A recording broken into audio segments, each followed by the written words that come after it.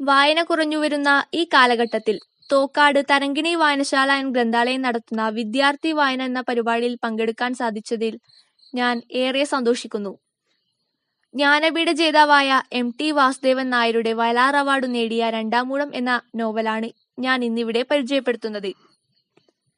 1933 July 15 Ponnani താലൂക്കിലെ കുടല്ലൂരിൽ T Narayanan നായരുടെയും Ammalu അമ്മയുടെയും മകനായിട്ടാണ് MT Vasudevan Nair ജനിച്ചത്. അധ്യാപകൻ, പത്രാധിപർ, കഥാകൃത്ത്, നോവലിസ്റ്റ്, തിരക്കഥാകൃത്ത്, സിനിമാ സംവിധായകൻ എന്നീ നിലകളിൽ പ്രശസ്തനായി. നിരവധി അവാർഡുകളും ബഹുമതികളും ലഭിച്ചു.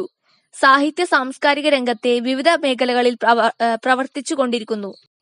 MT എന്ന രണ്ടക്ഷരം ഒരു സാംസ്കാരിക ചിഹ്നം തന്നെയായി മാറിയിട്ട് അരനൂറ്റാണ്ട് കഴിഞ്ഞു. എക്കാലവും നോവൽ രചനയിലൂടെ MT മലയാള ഭാഷയ്ക്ക് നൽകിയ ആത്മവിശ്വാസം വളരെ വലുതാണ്. മഹാഭാരത കഥ ആസ്പദമാക്കി രചിച്ച ഈ നോവലിൽ ഭീമനാണ് കേന്ദ്ര കഥാപാത്രം. മഹാഭാരതം യുധിഷ്ഠിരന്റെയും അനുജന്മാരുടെയും വിജയഗാഥയാണ്. 5 മക്കളിൽ രണ്ടാമനായ ഭീമന് എല്ലായ്പ്പോഴും അർജുനനോ യുധിഷ്ഠിരനോ കഴിഞ്ഞ് രണ്ടാമൂഴമേ ലഭിക്കുന്നുള്ളൂ. എല്ലാ നേട്ടങ്ങളുടെയും ഖ്യാതി ജ്യേഷ്ഠൻ യുധിഷ്ഠിരനും അനുജൻ അർജുനനും സ്വന്തമാക്കുമ്പോൾ ഒന്നും മിണ്ടാതെയിരിക്കുന്ന ഭീമൻ. വൃകോദരൻ എന്ന ഇരട്ടപ്പേരിട്ട് എല്ലാവരും മാറ്റി നിർത്തുന്ന ഭീമനാണ് യഥാർത്ഥത്തിൽ കുരുക്ഷേത്ര യുദ്ധത്തിൽ പാണ്ഡവരെ ജയിപ്പിക്കുന്നതെന്ന സത്യം ഇതിഹാസത്തിൽ വരികൾക്കിടയിലൂടെ വായിച്ചെടുത്തത് MT ആയിരുന്നു. രണ്ടാമന്റെ കഥയാണ് യഥാർത്ഥ ഭാരതം, അതായത് ഭാരതം എന്നാൽ രണ്ടാമൂഴം. വാക്കുകളിലും അവതരണത്തിലും നവ്യാനുഭവമായിരുന്നു രണ്ടാമൂഴം മലയാളിക്ക്.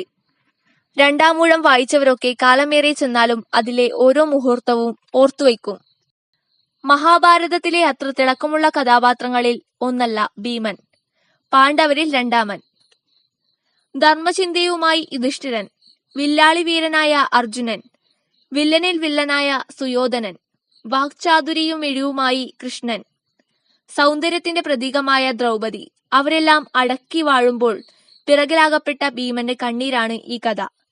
മഹാഭാരത കഥയിൽ നിന്ന് വ്യത്യസ്തമായി ഭീമന് നായകവേഷം കൽപ്പിച്ചു കൊടുത്ത രണ്ടാമൂഴം. ഒരു ജന്മം മുഴുവൻ രണ്ടാമൂഴത്തിനായി കാത്തുനിന്ന ഭീമൻ, ചൂതുകളിച്ചും മണ്ണും പെണ്ണും നഷ്ടപ്പെടുത്തിയ യുധിഷ്ഠിരന്റെയും അർജുനന്റെയും നിഴലിൽ നായകത്വം നഷ്ടപ്പെട്ട കഥാപാത്രമാണ് ഭീമൻ. ഇത് ഒരു പ്രണയകാവ്യം കൂടിയാണ്. പിറകിൽ മരിച്ചുകൊണ്ടിരിക്കുന്ന സ്വന്തം ജനതയെയും രാജ്യത്തെയും വിട്ട് പാണ്ഡവർ മുന്നോട്ട് നീങ്ങുമ്പോൾ ആദ്യം പാഞ്ചാലിയാണ് തളർന്നു വീഴുന്നത്. അപ്പോൾ അറിയാതെ ഭീമൻ അവളുടെ അടുത്തേക്ക് ചെല്ലുകയാണ്.